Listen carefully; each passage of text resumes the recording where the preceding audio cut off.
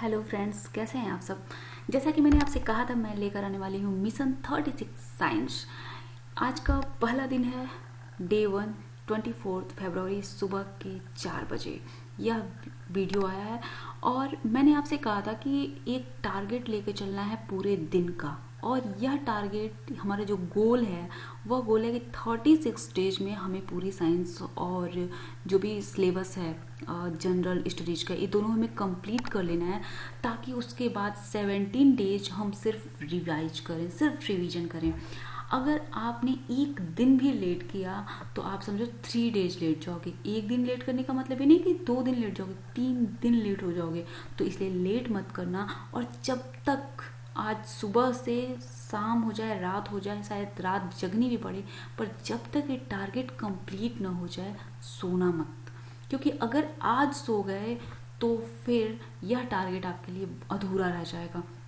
Time बहुत कम है, 18 अप्रैल को एग्ज़ाम है, और उसके लिए आपको तैयारी अभी से करनी होगी, अभी और इसी समय से। यह टारगेट ऐसा है कि मैं आपका साथ तो दे रही हूँ, लेकिन सिर्फ यह बताने में कि आपको काम करना कैसे करना आपको खुद है, खुद ही आगे बढ़ना है, खुद ही समझना है। और इसके बाद आप कर लो, देख लो, बेसिक जान जाओ, फिर मैं आपको बताऊंगी कि इस पर क्वेश्चंस कैसे आते हैं। ओके, तो चलो हम शुरुआत करते हैं। टॉपिक 1, मैंने आपसे जैसे कहा था कि मैं सिर्फ 5 टॉपिक्स दूंगी, एक दिन में सिर्फ 5 टॉपिक, और इन 5 टॉपिक को आपको कंप्लीट करना है पूरे दिन में। तो चलो पहला टॉपिक मैं आपको बताती हूँ। पहला टॉपिक है हमारा दैनिक जीवन में विज्ञान, महत्वपूर्ण खोज, महत्व, मानव विज्ञान एवं प्रौद्योगिकी।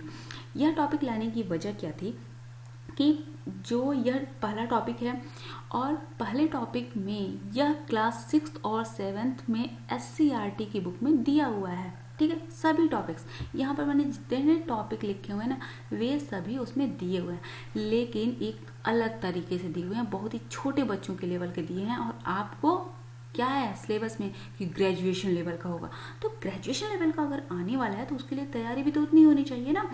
तो अब मैं आपको इम्पोर्टेंट, मैंने जो दोनों क्लास 6 और 7 के बुक्स लिए, उस बुक से पढ़ने के बाद मैंने आपको ये बताया कि कौन कौन से इम्पोर्टेंट पॉइंट्स वहाँ से आने वाले हैं। लेकिन उस बुक से मत पढ़ना, SCERT की बुक से मत पढ़ना, क्योंकि वहाँ वो कंप्लीट हो चुका है। वहाँ से आपको काफ़ी ऊपर का पढ़ना है, ठीक है, उस लेवल का नहीं पढ़ना है। उसको मैंने देख लिया, वहाँ से मैंने टॉपिक देख लिए, जो टॉपिक इंपॉर्टेंट है मैंने वहाँ से ले लिया है। तो अब आपको SCERT पढ़ने की कोई ज़रूरत नहीं है, अब आपको आगे देखना है।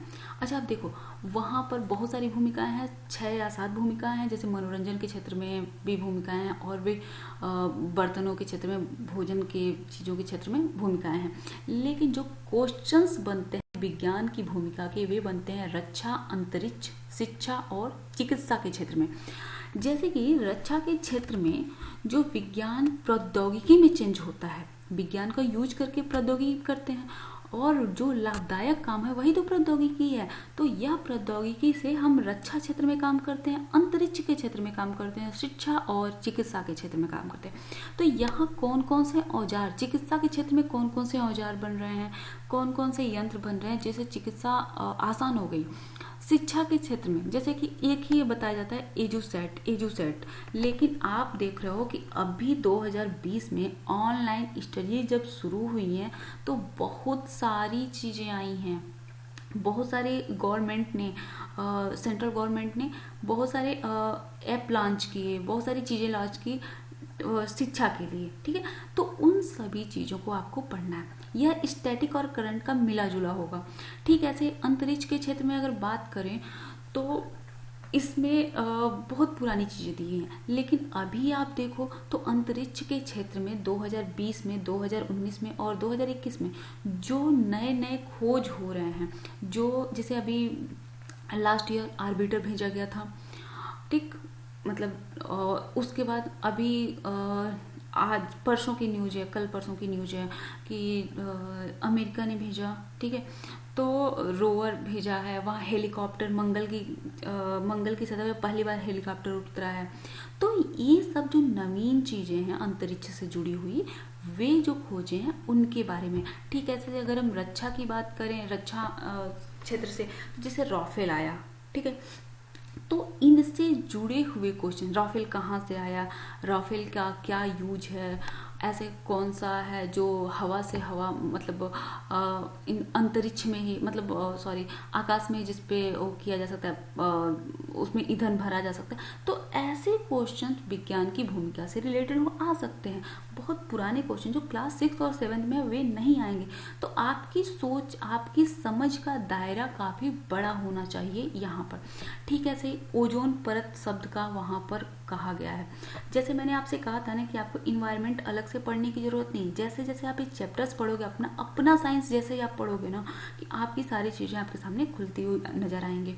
तो अगर हम बात करें ओजोन परत की, तो ओजोन परत में छेद क्यों हो रहा है, ओजोन परत कहाँ पाई जाती है, ओजोन परत में छेद होने का कारण क्या है, हम इसे कैसे ठीक कर सकते हैं, सबसे पहले ओजोन परत में छेद कहाँ पर देखा गया था, ये सारे क्वेश्चन यहाँ से बन सकते हैं।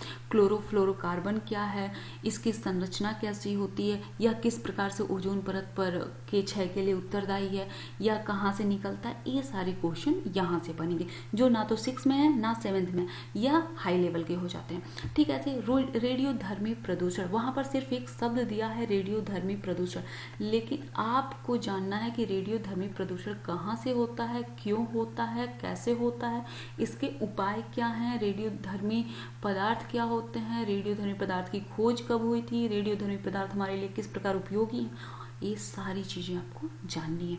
अगला आ जाता है टॉपिक भारतीय और विदेशी वैज्ञानिक और उनका योगदान। तो देखो क्लास 6 की बुक में तो है यह एक दो बने हुए हैं स्लाइड जिसमें सब कुछ दिया हुआ है दोनों पेज पर, भारतीय और विदेशी वैज्ञानिक और उनका योगदान। लेकिन एक बात बताओ, उतने पुराने ही क्यों, अभी नए इतने वैज्ञानिक हैं तो यह उतने पुराने वैज्ञानिकों के बारे में क्यों पूछेंगे, थोड़े से तो पूछ सकते हैं, एक दो चांसेज हैं, चांसेज बिल्कुल हैं, तो उनको छोड़ना तो बिल्कुल नहीं है, तो आप उनको भी पढ़ सकते हो। लेकिन अभी कितने वैज्ञानिक हैं, जो नया काम हो रहा है, जो नए वैज्ञानिक हैं उनके बारे में, जैसे कि अभी नोबेल प्राइज मिला ना लास्ट ईयर का, तो नोबेल प्राइज किस चीज़ के लिए मिला, विज्ञान के क्षेत्र में, भौतिकी के क्षेत्र में, विज्ञान और रसायन विज्ञान के क्षेत्र में, इन सब क्षेत्रों में जो मिला वहाँ से रिलेटेड ये क्वेश्चन बनेंगे। अब अगला क्वेश्चन है इसरो। अच्छा, अगर भारतीय और विदेशी वैज्ञानिक आपको देखना है तो मैंने एक वीडियो बनाई है डीएलएड 3rd सेमेस्टर साइंस की, तो आप वहाँ पर ये सारे वैज्ञानिकों के बारे में देख सकते हैं जो क्लास 6 की बुक में है, क्योंकि डीएलएड में जो कुछ होता है वह क्लास 6 और 7th लेवल का मतलब है, तो आप वहाँ से उसको देख सकते हैं अगर आप चाहें तो। नहीं तो अगर आपके पास एससीईआरटी की बुक है तो आप उस बुक से देख सकते हैं। लेकिन एससीईआरटी की बुक एक एक लाइन पढ़ना मत शुरू करना, बहुत टाइम वेस्ट होगा। इसीलिए मैंने आपको यहाँ पर इतने छोटे में सब कुछ बताया कि आप सब कुछ गूगल करो यार, गूगल से पढ़ो, लेकिन एससीईआरटी की बुक मत खोलो। ठीक, अब आ जाओ इसरो।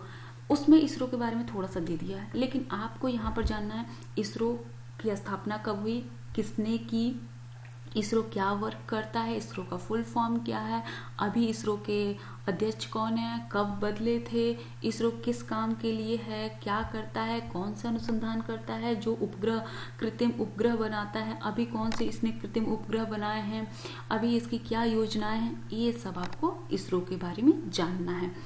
ठीक, उसके बाद स्टील उत्पादन के कारखाने, इसमें क्वेश्चन क्या बन सकता है, सबसे पुराना कारखाना कौन सा है, सबसे नया कारखाना कौन सा है, सबसे ज़्यादा स्टील का उत्पादन कहाँ पर होता है, सबसे कम स्टील का उत्पादन कहाँ से होता है, भारत स्टील उत्पादन के क्षेत्र में कौन से नंबर पर है, सबसे पहले नंबर पर कौन है, ये सारे क्वेश्चन यहाँ से बन सकते हैं। सबसे ज़्यादा स्टील का उत्पादन कहाँ से होता है, स्टील बनता कैसे है, यह भी, और ऊपर जाएंगे ना तो ये क्वेश्चन तो स्टील बनता कैसे। तो आज के आपके पूरे दिन का ये टारगेट है कि आप इन सभी क्वेश्चन को पढ़ेंगे। ठीक है, पावर स्टेशन की बात करें तो पावर स्टेशन 3 तरह से होते हैं, जल शक्ति से चलने वाले, कोयला से और नाभिकीय ऊर्जा से। मतलब जो विद्युत का निर्माण होता है वो तीनों चीज़ों से होता है, जल से, कोयला से और नाभिकीय ऊर्जा से। तो इन तीनों के कौन कौन से पावर स्टेशन भारत में हैं, और सबसे बड़ा पावर स्टेशन कौन सा है, सबसे छोटा कौन सा है, सबसे पुराना कौन सा है, सबसे नया कौन सा है। इसके साथ ही यही से एक क्वेश्चन बनता है सोलर ऊर्जा। जैसे अभी सबसे बड़ा सोलर ऊर्जा का जो शुरू हुआ लास्ट ईयर, उसके बारे में क्वेश्चन बन सकता है। ये कि सबसे बड़ा सोलर पावर स्टेशन कहाँ पे बना, और कौन सी ऐसी जगह है जहाँ पर सोलर स्टेशन पावर है। जैसे पुदुचेरी की बात करें तो वहाँ पर सोलर पावर से ही मतलब सबसे ज़्यादा यूज वहाँ पे होता है। तो ये सारे क्वेश्चंस यहाँ से बनेंगे। इतना सिंपल नहीं बनेगा, ट्रिकी करेंगे वो। क्लास 6 लेवल का नहीं करेंगे, लेवल हाई कर देंगे, टॉपिक वही रहेगा। कृषि क्षेत्र की क्रांतियों की बात करें तो हरित क्रांति, भूरी क्रांति, सफ़ेद क्रांति, मतलब श्वेत क्रांति, इन सारी क्रांतियों के बारे में आपको जानना है। ये क्रांतियाँ क्यों आई थी। जैसे कि अगर श्वेत क्रांति की बात करें तो इनके जनक कौन थे, ठीक है, डॉक्टर वर्गीज कुरियन। ऐसे ही हरित क्रांति कब आई थी, सबसे पहले हरित क्रांति कहाँ पर आई थी, ये सारे क्वेश्चन यहाँ से बन सकते हैं।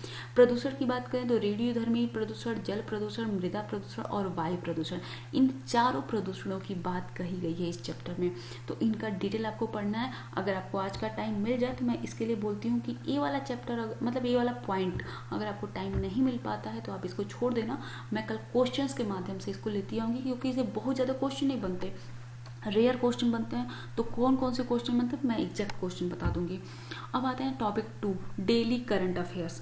तो इसके लिए तो आप तैयार रहो कि हर दिन, आज से 24 फरवरी है ना, तो अगर आज तक आपने करंट अफेयर्स डेली का नहीं देखा है तो अब से ही शुरू कर दो, करंट अफेयर्स डेली का देखने लगो। कोई भी चैनल, आपकी मर्जी, जो भी चैनल चाहो आप यूट्यूब पे सर्च कर लो, या फिर न्यूज़पेपर पढ़ते हो तो वह पढ़ो। लेकिन आज से लेकर 31 मार्च तक, 31 मार्च तक आप करंट अफेयर्स जरूर पढ़ो। इसलिए क्योंकि जो पेपर बनेगा वह मार्च तक का ही बनेगा, तो आप वहाँ तक के करंट अफेयर्स डेली पढ़ो। अब आते हैं टॉपिक नंबर 3 पर। 1 घंटे लगेंगे आपको डेली के करंट अफेयर्स पढ़ने में, तो आप उस पर 1 घंटा टाइम दो। उसके बाद तीसरा टॉपिक आता है मंथली करंट अफेयर्स, और आज का काम है कि आप जनवरी 2021 का मंथली करंट अफेयर्स देखिए। अगर अब तक आपने नहीं देखा तो इसका कंपाइलेशन आपको यूट्यूब पर भी मिल जाएगा, एज PDF के फॉर्म में भी कहीं मिल ही जाएगा आपको, गूगल पे मिल जाएगा PDF के फॉर्म में, यूट्यूब पर भी आपको ये मिल जाएगा। तो मंथली करंट अफेयर्स आप देखो, और आज का टारगेट आपका है जनवरी 2021 का मंथली करंट अफेयर्स आपको देखना है। अगर आप एक दिन में नहीं देख पाते हो तो आज मतलब 24, 25 और 26 इन 3 दिनों में आपको जनवरी 2021 का current affairs monthly compilation complete कर लेना है। यह आपका तीसरा टॉपिक हुआ और ये टारगेट आपका हुआ। अब नेक्स्ट टारगेट पे आ जाता है रीजनिंग। तो रीजनिंग में सबसे इजी होता है, जो टॉपिक्स आपके दिए हैं उसमें सबसे इजी टॉपिक है क्लॉक। तो आज का आपका काम है कि आप क्लॉक को पढ़ोगे।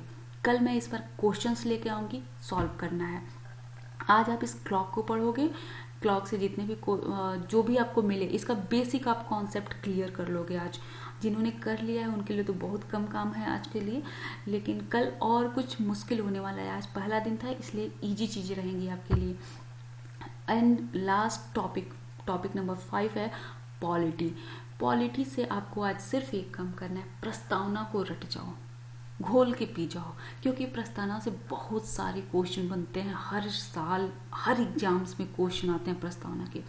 तो प्रस्तावना को आप सब प्रस्तावना एक ही, मतलब जो एक प्रस्तावना है, पहली प्रस्तावना है जो, उसको आप पढ़ जाओ और सारे वर्ड्स को याद कर लो, क्योंकि मैं कल इस पर आपके लिए क्वेश्चंस लेके आने वाली हूँ।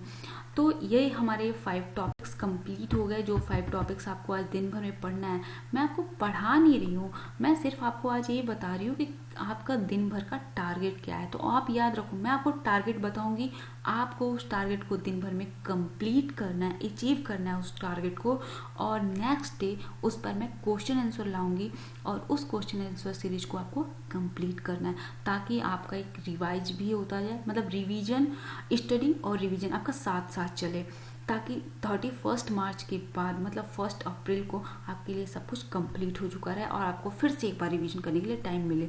आपको अलग से रिवीजन करने के लिए टाइम नहीं मिलेगा, तो इसलिए मैं आपके लिए सिर्फ रिवीजन आपको कराऊंगी। आपको पहले खुद पढ़ना है, खुद सीखना है, खुद जानना है। तो आप ये सारे टॉपिक्स, अगर मैं कहूँ तो आप इस टॉपिक को सभी टॉपिक्स को नोट कर लो, और इन टॉपिक्स को गूगल से सर्च करो, बुक से सर्च करो, लोगों से पूछो, क्या करोगे आप जानो, क्वेश्चन पेपर में सर्च करो, जैसे करना हो आप करो, और आज दिन भर में आपका ये टॉपिक कंप्लीट हो जाना चाहिए। जब तक ये हो ना जाए सोना नहीं है, क्योंकि अगर आज सो गए तो फिर नहीं कर पाओगे। आप 21 दिन का लक्ष्य बना लो, 21 दिन का बनाओ, उसके बाद मजा आए तो आगे बढ़ना, नहीं आए छोड़ देना, लेकिन एक लक्ष्य बना लो, आपको सिर्फ 36 डेज ही ये वर्क करने हैं, ठीक है। तो पॉलिटी तक आपको बढ़ना है। और ये बस प्रस्तावना, आज के टॉपिक बहुत छोटे छोटे हैं, बहुत अच्छे हैं, कल तो थोड़े से और बड़े होने वाले हैं। तो देखो, ये सोचोगे कि हाँ मैंने आपको बताया नहीं, तो इतना कुछ मैं आपको इतनी जल्दी नहीं बता पाऊंगी। पूरे दिन भर का ये टॉपिक है, तो पूरे दिन आपको खुद करना होगा। आप क्या समझ पाते हो, किससे समझ पाते हो, कौन आपको बेहतर समझा सकता है, ये आपसे बेहतर कोई नहीं